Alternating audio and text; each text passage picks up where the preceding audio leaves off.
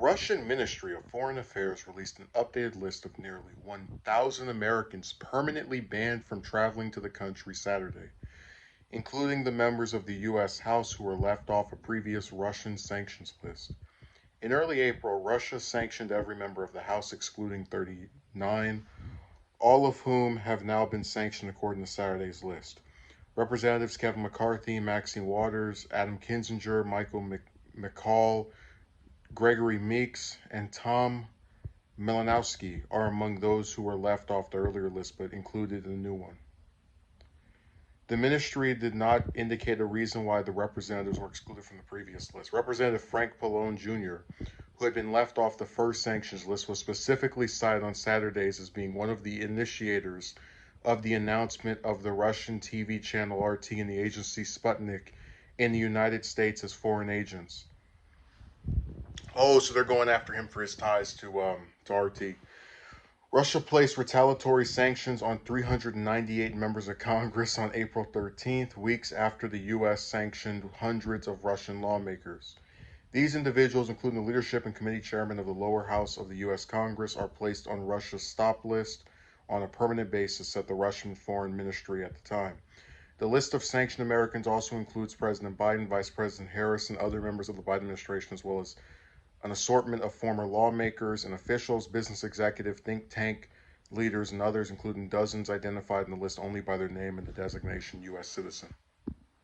So that also means they're going after private citizens. I went and looked at a part of the list, and I also saw an article by I saw the headline, not the actual article. And apparently Morgan Freeman is among the people that have been banned from Russia. And I just thought that was so peculiar because I can't remember him ever saying anything about Russia. So I guess they're just picking some mixture of lawmakers and the people tied to them. So these different think tank leaders and then also public influencers, like very high profile actors. Um, so they went from 300 and something people, 300 like 98, whatever, to now over twice of that.